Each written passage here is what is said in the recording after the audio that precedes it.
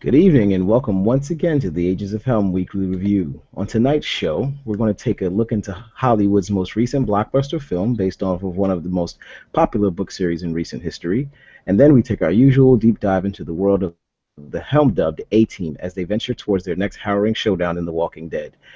While Lorenzo is away visiting cartels in Mexico, I am Malik and I'm your pseudo-host. It's my pleasure to introduce my fellow agents Joe. What's up, people? And Johanna. Let's light this candle. just keep the gems coming, Johanna. Keep the gems coming. So Joe and Johanna, I don't know if we want to call this homework or not, but Joe and Johanna went and got a chance to go see 50 Shades of Grey over the weekend. Now, just a note, they did not see it together. They saw it with their significant others in completely separate locations.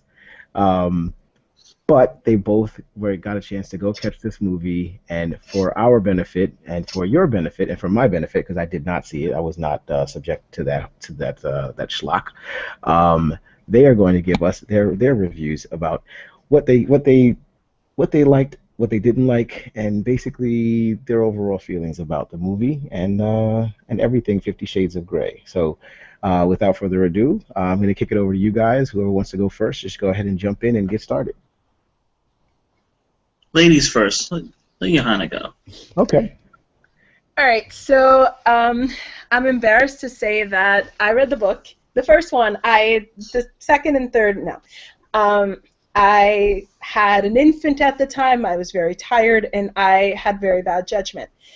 So, that means I do not have any excuse for seeing the movie, though, other than the fact that curiosity, and also, it's a holiday day, and, I was like, well, some escape is fun, right? I've heard that it's not that good. Joe has his own very, strong feelings about it. But it's just fun, right? It's going to be corny, it's going to be bad, it's going to be fun. Oh, hell no! This movie... Oh my goodness, it's like Cringe Fest 2015. It's 50 Shades of how many ways can I cringe. So the one thing that is better in the movie than in the book is Dakota Johnson as Anastasia Steele, the only virgin in Seattle, who somehow catches the eye of this slick, very type, powerful, okay. I'll get to him later. So Dakota Johnson plays this virginal awkward, and she actually does a really good job. Maybe it's because they cut out a lot of the extraneous language from the book, like the holy shits and oh my, and she says stuff about her inner goddess or whatever. But Dakota Johnson is pretty much perfect for the role, and I know a lot of people were concerned. She was better portrayed than in the book. Everything else, Charlie, what's his name? Christian Grey. Jamie Dornan is Christian Grey. Horrible. He's like this. He's basically a mid-level paper salesman, and Fitz from Scandal put together when he's supposed to be again this very powerful, you're going to be mine type. He has no game. Someone, when I was bringing this up said, well, but he looks good in those jeans, right? And I'm like, I'm sorry, he's supposed to be a former underwear model, emphasis on former. That physique is not where it's at. So there was absolutely nothing appealing about this guy. And then there's the fact that he and Dakota have zero chemistry. Zero. I heard that they don't talk to each other, the actors don't get along. You can totally tell, I was cringing the whole time. It was kind of like watching two strangers try to have sex who are not attracted to each other. Oh, wait, that's what they were. Other book-to-movie comparisons. The book has tampon scenes. It has anal beads. It has a much more descriptive language around the actual sex.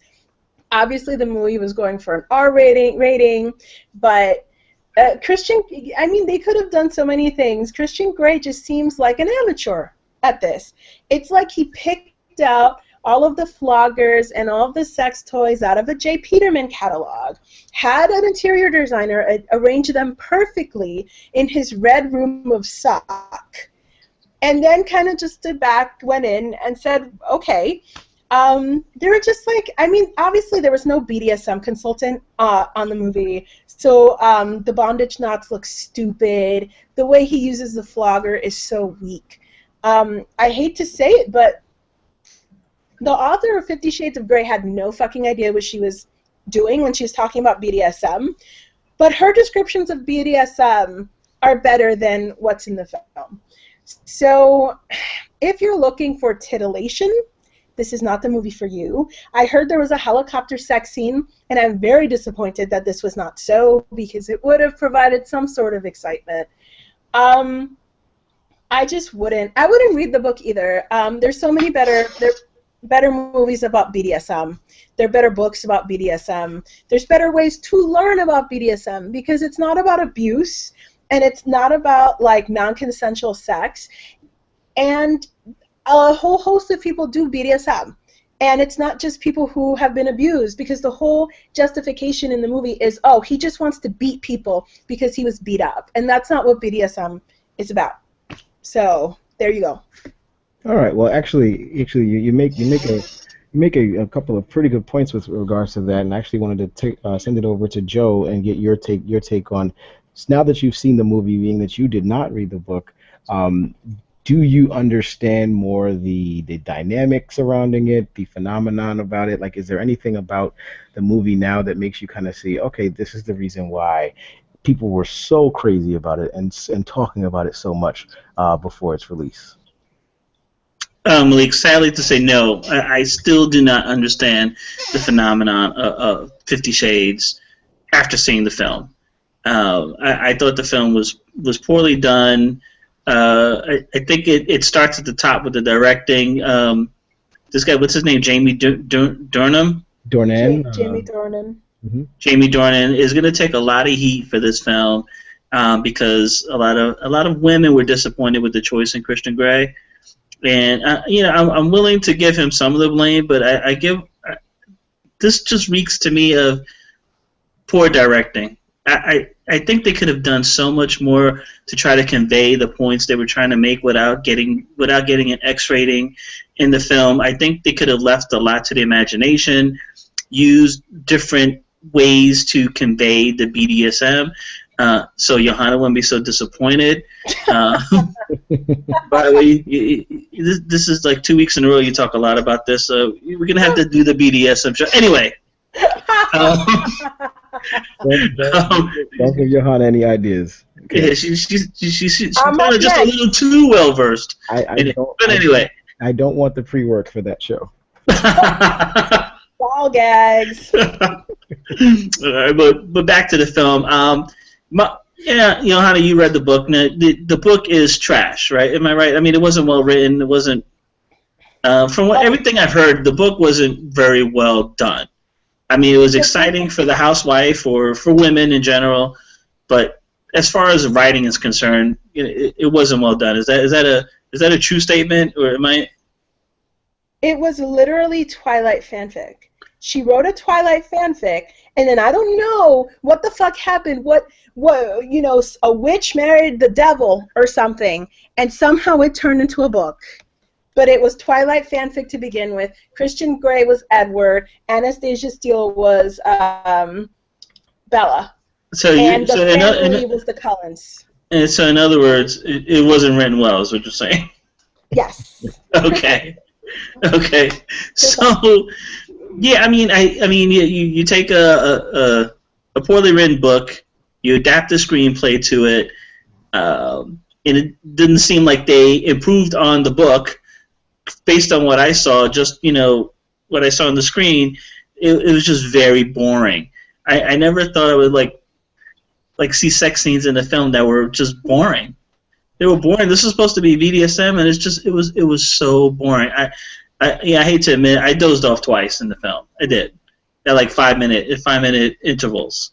I must have dozed off because it was just boring.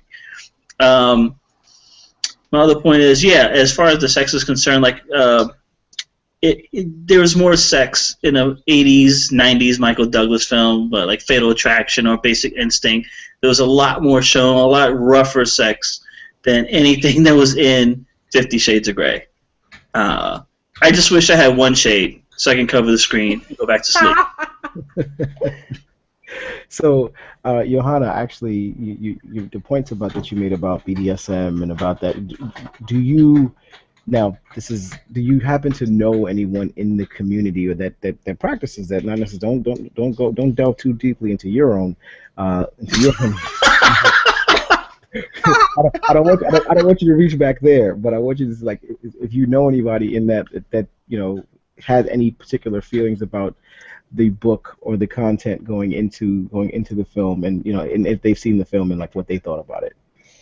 I have like a few friends in the BDSM community, and they haven't read the book, but I know that, like, just from talking to them, that I would have to say that people in the BDSM community have more are more into consent than anybody else that I know of. Like, everything is a negotiation, everything. I mean, that part of the book is of the movie is accurate. Where so they do have to sign a contract that's like real. I mean, based on what you know about BDSM, there's contracts signed and negotiations done. I thought that was just dumb. I mean, like, just say no. I mean. Oh yeah, and what's with the safe words? What was it? Red, yellow. What was it? I forgot what the safe words were. How about we were sitting in the theater? I turned to my wife. I was like, "How about she just says stop?" I don't know. It seems it seems like it could work. If you're doing a role play, then stop can be part of the fun. No. They're all about negotiating. Like, anyway, my point being, I do have a friend who read the book. I told her kind of what the movie was about. She does practice in some ways the BDSM lifestyle. She said it was pretty disappointing to her because just like BDSM is not about abuse. And that is a lot of what the movie seems to imply, is just she wants him to be a normal boyfriend, quote unquote, and for her, normal does not involve BDSM. And in the movie, this is justified because BDSM, as defined in the movie, is abuse. Like, at the end of the movie, she's like, well, punish me, show me what you got. And it's very much, framed as like a scene where he's abusing her. Like, that's not BDSM. So that and the consent part, because he's stalking her, he's like doing all sorts of shit. Like, she doesn't want to have sex with him, and he's like, your body's saying yes though. Like, I can see your vascular contractions or whatever.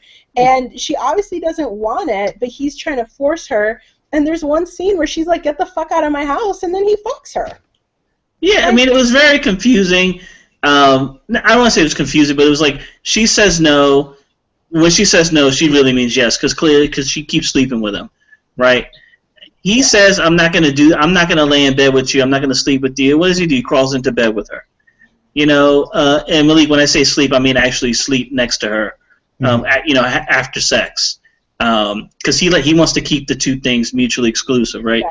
You have sex, and then you go to your room and you go to sleep, and I go to my room, because she's supposed to stay with him on the weekends only, like Friday to Sunday.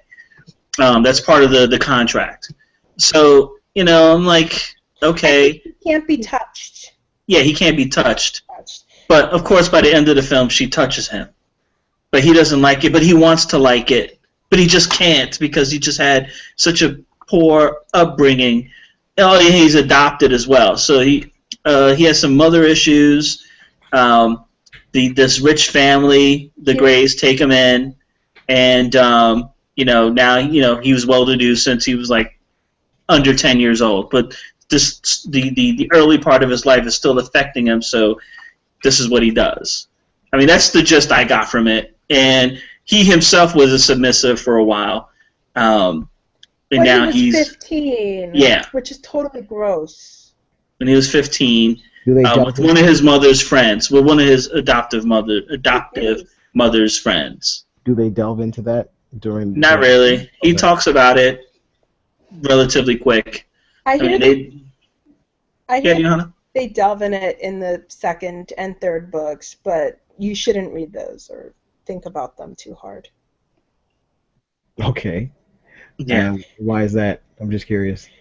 I've just heard they're stupid. Like, they get married, they have a baby, there's this sketchy guy that she works with, there's this woman who's coming after Christian who wants to, like, kill Anna, like an old submissive, and Mrs. Robinson and all this other crap, and it's too complicated. And, you know, the thing is, it's like, oh, that's a good, if you want a good BDSM book series, the Sleeping Beauty series by Anne Rice, so much better. Actually about BDSM. Okay. All right. Well, look, if you get an opportunity and you still want to go and see this movie and give us your own review or your own take, feel free to send us a message. Send us an email or send us a message on Facebook, Twitter, wherever we are, wherever you look, Agents of Helm. You can find us. And if you like what you've heard so far, go ahead and click like on go to iTunes and give us a nice review as well. And you can visit our Facebook page to check out some of our older episodes. Now, before we jump off, we wanted to take another quick deep dive into a show that we have not gotten a chance to talk about in well over a month and a half. That's right, The Walking Dead has returned, and after a quick hiatus and a week off of not discussing the show, we're going to do a real deep dive with the three of us into the first two episodes of the new season. So I'm not going to give my take on it yet. I know that my take is going to be different from you guys' take, and you guys completely agree on your feelings on it. So once again, I'm going to hand it over to Johanna to give us your review as to what you've seen so far since we've come back. What have I seen? I have seen the death of Tyrese, which definitely hit me more than Beth's death. And that's really just been it. We've seen these, I mean, what we see is these people who have sweat on their faces and dirt, and that's perfectly fine, but they don't do anything. I mean, in this last episode, you know, they're sitting by the side of the road, and I'm sitting with my husband, and I turn to him and I say, they look like kids on a long field trip ride who just left the bus to stretch out their legs, you know, just kind of like, But a couple of things that are kind of cool. One of those things is the references to the Exodus chapter, the Exodus book, the book of Exodus in the Bible, and that is the frogs that are on the ground that Sasha finds. There's Rick's general look is very Moses right now. The lightning, the dead zombies. I mean, there's obviously like this setup of Moses. Rick is leading people like out of Egypt into the desert, trying to find something because they don't know what they're looking for. They just know they can't go back. So that's actually an interesting idea of, you know, what did Moses's followers feel like on their way, you know, going to the desert, and what sense of hopelessness did they feel knowing that Pharaoh's army was right behind them? That said, that doesn't necessarily make for compelling television, especially when those illusions are not used as a way to drive plot. It's a very pretty conceit, right? The frogs and all of the other allusions to Exodus, very pretty, but nothing happens in the book. Except I just realized something, you guys. I have to stop the review. Aaron, the guy at the end. Yes. Aaron is the name of Moses' brother in the book of Exodus. The brother that... Huh? Boom. No, I just right, said boom. Yeah. It's that's great. Moses' brother. Yeah, so there are all these allusions to Exodus. They aren't added it up yet. Nothing really happens. We wait 40 minutes for Daryl to basically say the name of the show and kind of deny it. I think it's supposed to be existentialist. I got an existentialist vibe from the first episode, which is very like, what are you doing here? Like, there's nothing to live for. Like, all you have is your own free will. Just die already.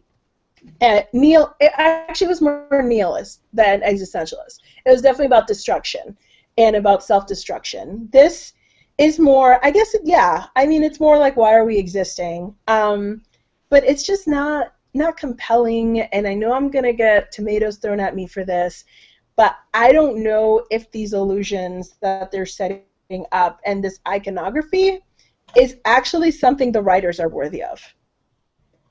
I haven't seen a whole lot of good writing in this part of the season. All I'm seeing is these things that might add up, but it's almost like they want this to become Lost or something very arty. And I'm not sure that that's what this show is about. So in conclusion, though, now that I figured out Aaron, I'm a little excited, you guys.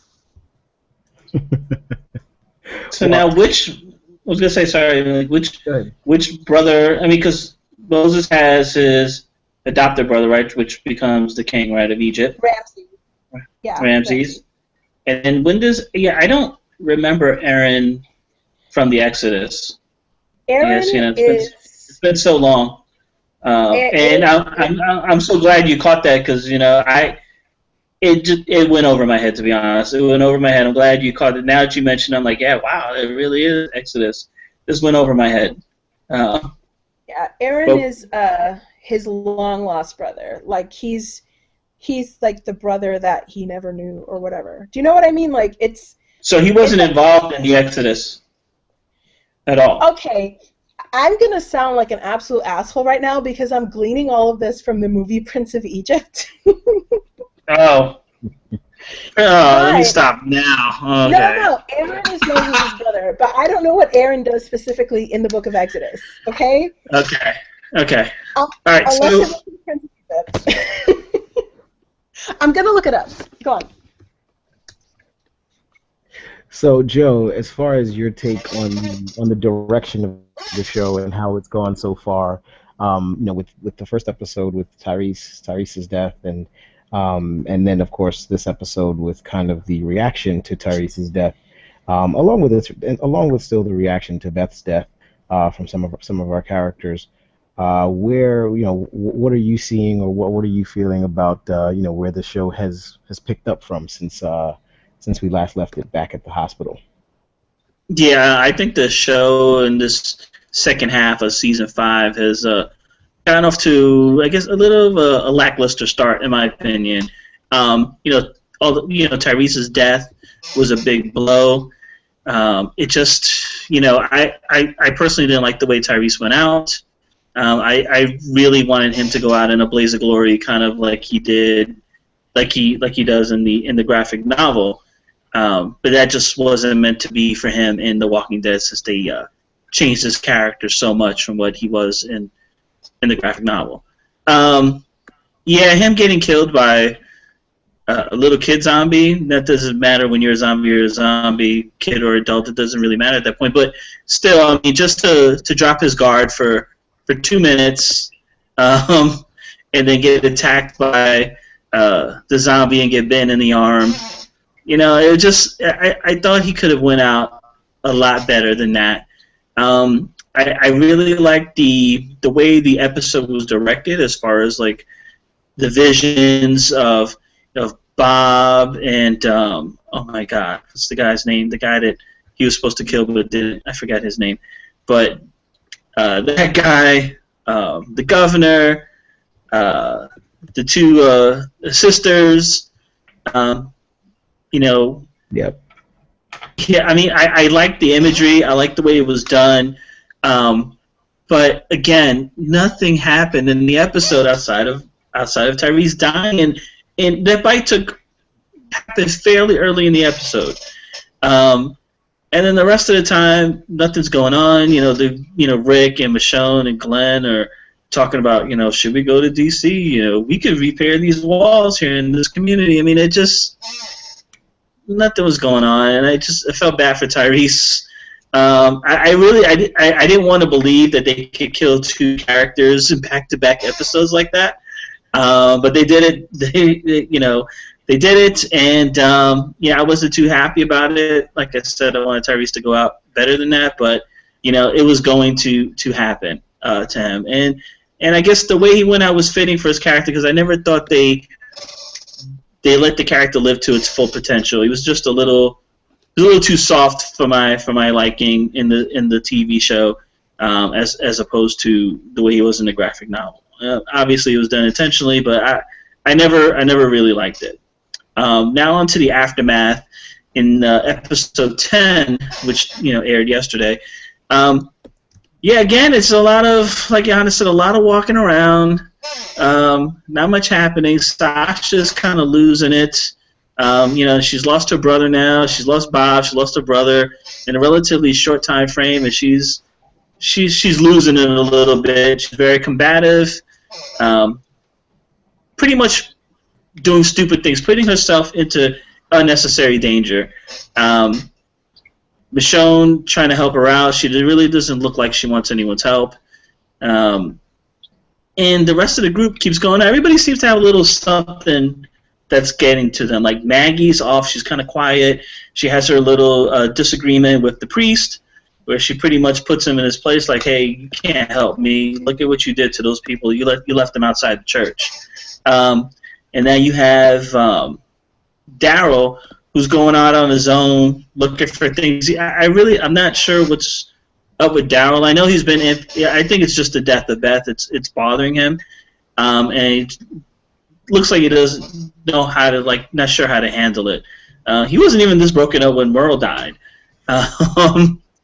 But yeah, I mean, he seems he's having trouble handling Beth's death, and obviously Maggie's having some issues with it.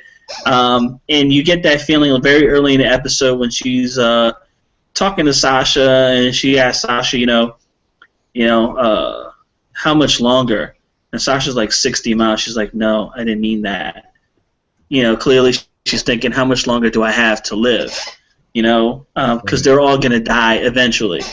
So, and I think the most intense moment of the episode is when they were in the barn and they were holding back the zombies from getting in. That was probably the most intense part of the episode. I never really felt like they were in any danger. I never thought the zombies were going to get through, because then that would have had to account for another death. It seems like there were so many out there that there's no way all of them could have made it out alive. And by the grace of God, God saved them, right? Because it looked like the storm had killed, or not killed the zombies, but put them out of commission by stabbing them with trees and all kinds of stuff, rendering them useless. So, yeah, and now the introduction of Aaron, that's a new character, as far as I think. Really, let me know if I'm wrong. I found out something else about him. Is it Walking Dead related, or just it's Walking Dead. Biblical? It is biblical. He's the one who built the golden calf. The golden calf that everyone was worshiping instead of God. So yeah. So yeah. He didn't get lightning for that. No, he actually escaped punishment. Oh, yeah. He should have got lightning for that. No false gods. He also brought on the first 3 plagues. Boom. Boom. Bam. Yeah. So sorry. Continue. Oh, no problem. No. That's we wanted to know that. And Aaron, at the end of the episode, comes along, kind of sneaks up on Maggie and Sasha. I don't know how that happened. And then he apparently has knowledge of the group, because he's like, I would like to talk to your leader. That's Rick, right? Or something along those lines. And they're like, how the hell do you know Rick? And then, and then it ends. So we'll see what happens now. The group has never been kind to strangers who come around asking questions. So we'll see what happens to Aaron. But I think they're just in such a bad spot. And yeah, from the previews, it doesn't look like things are going to work out. But I think they're willing to get, outside of knowing that much already, you would think they'd be willing to look for some kind of assistance now, because they're in pretty dire straits right now. Yeah, and I think like piggybacking off of that statement that you just made is actually the reason why I kind of liked the episodes themselves as they were in case as a part of the entire run. Um, a lot of times these characters they don't get the opportunity to they just keep moving from from scene to scene or from situation to situation and the time to reflect on one what they've been through and two what they're going towards never it doesn't generally happen. It's usually they're just kind of working towards the next scene or towards the next situation. And to lose to be part of what is considered a relatively close knit group of people, and to lose two of those people, I think like I mentioned this before when we were talking about um, the death of Beth in the hospital sequence. It was like the first mission that they went on. Like in my opinion, it was the first mission that they went on that they set their sights on, where they really came out completely losing, where they didn't get anything, nothing good came out of the situation. And so Daryl's reaction to that, in my opinion, because number one, she was really important to him, obviously, and it was important to him to save her, not just for for the group, but really for himself, because obviously he blames himself for losing her in the first place, or for her not being captured and being taken in the first place. So he blames himself for that and blames himself for not being able to save her. And obviously he really had a closer connection to her. And then you look at the death of Tyrese and how that is all how that all shook down. Again, to me, the character of Bob and the character of Beth, in that really the group could not be in the straits that they are in if Bob or Beth had still been part of that group, because those two characters, in my opinion, have always been the characters, or have been the characters that were, uh, you know, helplessly optimistic, and looking for the best possible situation in the worst possible times, right? And they were looking like, Bob was making games with him and Sasha, and they were kissing, and they had, in that very first episode, or I believe the second episode after they've left Terminus, where Bob and Sasha are walking together, and in the midst of all of this, like he's smiling, and he's making jokes, and he's taking opportunities to kiss his new girlfriend and stuff like that. Like these are all things that when they realize, when these two people die, is when they realize the shit that they're really in. That this is not, there is no good coming out of the situation. And to me, this episode that we just saw, um, was exactly that.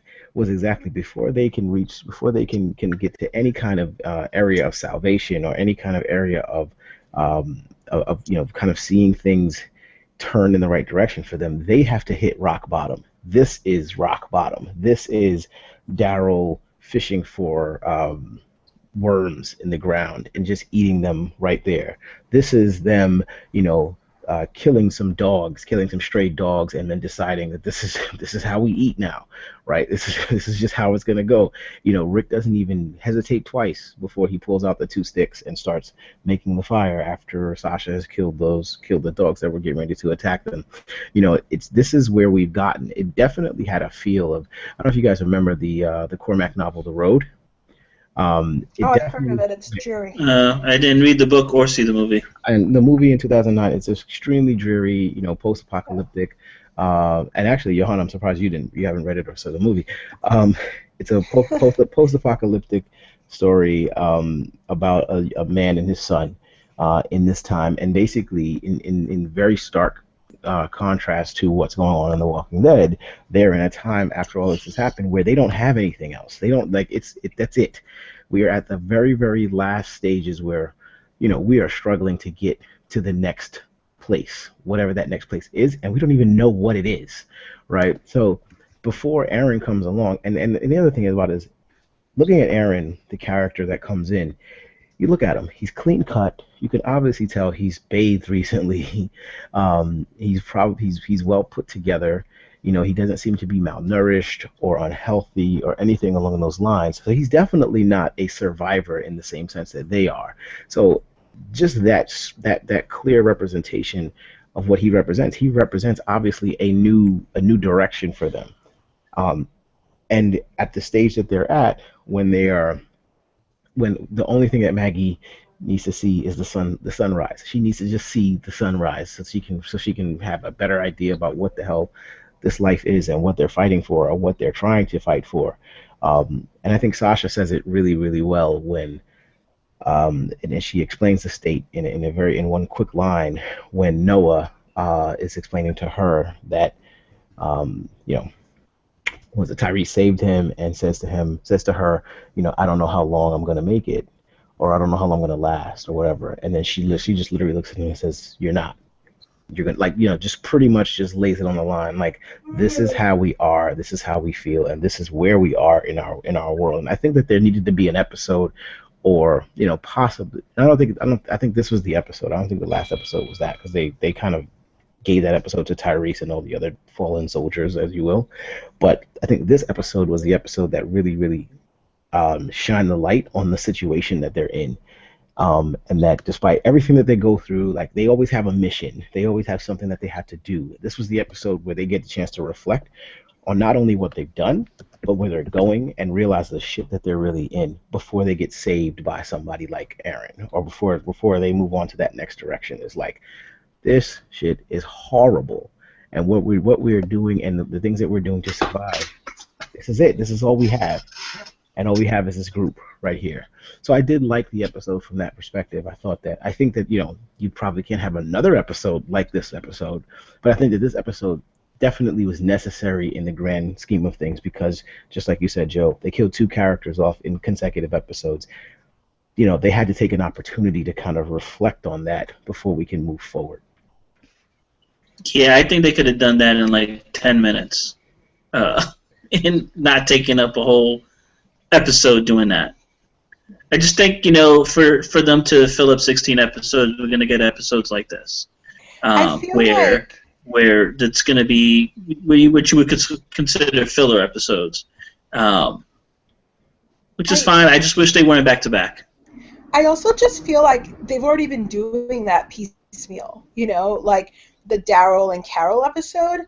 And also, I think it's really difficult to effectively do an episode like that and make it particularly resonant when there's like 80 gajillion characters. Like, it's like the fucking set of a Broadway musical. There's one person singing, and the others are kind of just hanging out. It's really hard to... It feels overwhelming to me, at least, because I'm like, okay, Rosita's talking now, and then there's Jane, and then there's all these people, and what's happening with them? Okay, and now we're back to Sasha, and then there's all these other people still hanging around who we don't really know that much about, except the general theme. The general theme seems to be this dreary road-like, atmosphere, but I don't really know about the individual characters anymore.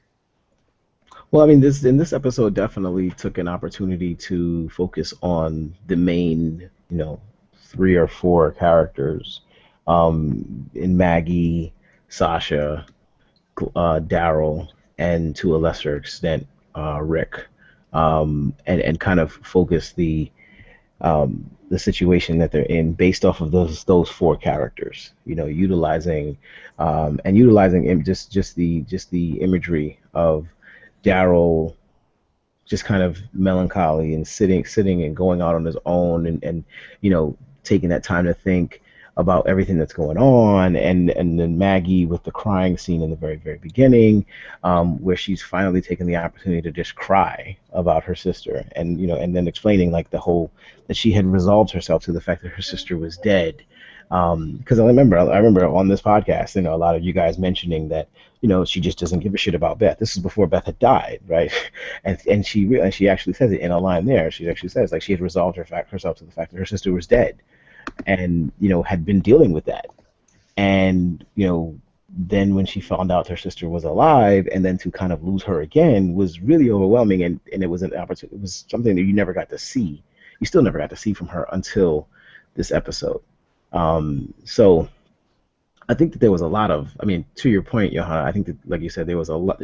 It's been done piecemeal over time, whenever they've had to reflect on the death of a certain character. But usually when that happens, it's because they're still driving towards some sort of a resolution or some sort of an end game, meaning that we don't have the time to really sit back and reflect on these characters because we still have shit to do. Right now, they really don't have shit to do. They don't have anywhere to go. They don't have any direction. DC is, pretty much a pipe dream now, and they don't have a place to rest their heads or anything along those lines. They're just existing. They're just walking and existing.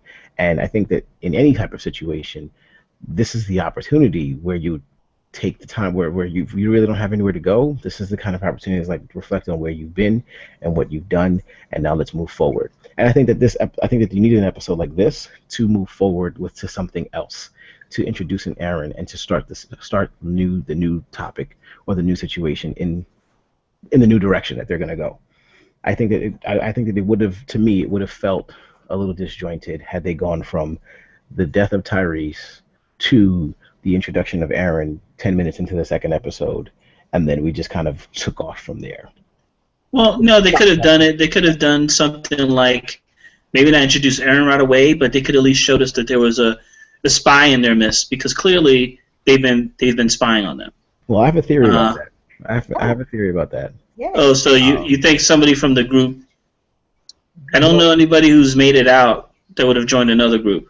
Well, I'm thinking Morgan. Yes, Okay. I'm thinking Morgan too. I'm thinking that Morgan. If you remember at the end of the episode, the last episode before at the mid-season finale, at the very end of that episode, Morgan goes into the church, and he sees, I believe it was a note that Rick had written to someone, apologizing for, I guess, how he acted or something like that, and it was like, if you need us, we'll be somewhere. It wasn't written to Morgan, but it was signed Rick Grimes. And I guess that's how Morgan realizes. I don't remember that at all. I don't remember that either. Yeah, if you watch the last episode before the the episode of the Winter The one where Beth dies. The one where Beth dies. There's a scene at the very end where Morgan walks into he's kind of walking around, and he walks into the church. This is after the church has been obviously deserted, and the zombies had come through and everything was done. He walks into the church, and he goes to he's like standing basically, I think he goes into the church to kind of pray, and he's standing at the pew or at the pulpit. When did all this happen? I don't remember that at all. Right at the end, he's standing. You're way more observant than me. I mean, I think I remember a scene where somebody goes into the church, especially after Beth died, and they come out with holding her. Daryl comes out. Then they would cut to a scene where somebody walks into the church. Right. I'll have to look back and check. I don't remember that at all. I remember Daryl walking out with Beth, and then the episode ending. I must have been so annoyed with the Beth thing that it's very possible that I just gave up and just turned it off. But even if that even if that is the case, how would Aaron know that that's the group? Well, that's what I'm saying. It's, and I'm gonna send you guys a link to the scene. It's like a 2-minute scene at the very end of season 5, episode 8. I'm gonna send you a link to it right now. That's the thing. My thing is that my thought is that maybe he found another group or another area where he is kind of holed up, and he's kind of sitting off, and he's basically saying, hey, if you run into this group, or he's saying be on the lookout for this group, or maybe he is on the lookout for this group, because they need more people wherever he's located, something along those lines. I don't think that. I mean, I'm hoping that it's not some situation where there's somebody, that's been watching them the entire time and like had their eye on them, and is like spying on them. I would hope it's actually coming from Morgan or some other individual that knows them, and that's like, hey, be on the lookout for this group. If you see them, this is their leader. Like, I feel like, I mean, I think you're right. I can't see other possibilities, and that's what I was telling my husband too. I'm like, I think it's Morgan. Maybe he's like rehabilitated Terminus or something. And I mean, you guys know I've been waiting for the reintroduction of Morgan the entire season. So I think if this is the case, it's going to be awesome. But Aaron is the guy who invented the golden calf. So we got to watch out for him biblically, you guys. Yeah, I think things go wrong. I mean, in the preview for next week, it looks like things would go wrong already. So yeah, I'm looking forward to seeing what happens. I like when they introduce new characters. That means people are going to die. So I mean, anytime there's an influx of new characters, people are going to die. So Death. I'm looking forward to. There's going to be some fighting, some action, and some zombies. So I actually have a question for you guys before we sign off. The scene in the barn when they're attacked by the zombies. What do you think actually attracts the zombies to the barn in the first place? I have no idea. Because there was no. Yeah, there was no noise. There was no noise. I mean, obviously the noise of the thunder and the rain. Yeah. You know, and they don't hunt by smell. So no, I was trying. I didn't understand it either. How the heck did they know that there were people in that barn? And it was a horde. Dream. And it was a horde of zombies. Right. Right. Initially, I did too. And I was really thinking that it was a dream, especially when they woke up and everybody was seemed to be fine. And then when they stepped out and saw all the zombies dead outside, then I guess assumed that meant that that was real. Yeah. That's when I started. I mean, I was looking on and off. I never thought it was a dream. And then when they woke up the next morning, all the zombies were slaughtered due to the storm. Mm-hmm. So. Yeah, and the last thing I will say, I feel bad for the trunk zombie. I really do. Yeah. What was up with that? Why didn't she want to kill the zombie in the trunk? I don't think that you kill out of necessity. At the end of it all, you kill out of necessity. She doesn't pose you any threat, so just Yeah, that's. Or maybe it's just like if I close it, maybe she's just not there. Like I didn't see that. I felt bad for her because it looked like that woman died. Yeah. A horrible death, like. Yeah, she was kidnapped or something. Right, she was kidnapped in the backseat in the trunk of a car. And she just lay there and died.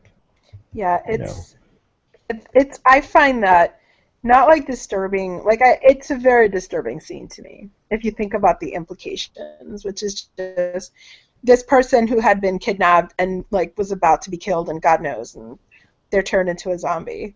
Right. Exactly. Yeah, that was definitely a tough seeing her. When I kind of knew that there would be something in there. I just didn't realize it was going to be that. Yeah. And it was one of those scenes where you were like, wow, yeah, this is a deep one. So that's it for tonight. Like I said earlier, check us out on all our Facebook and Twitter pages, and send us an email on agentsofhelm.com or agentsofhelm@gmail.com, and we will be back later this week with Johanna's episode. Correct? Yes, and this episode is about the afterlife. Perfect segue from The Walking Dead to now talking about the afterlife. So for Johanna and Joe, I am Malik. We are the Agents of Helm. We will see you very soon. Have a great weekend, or have a great week. Be safe. I see dead people. Brains. Blood.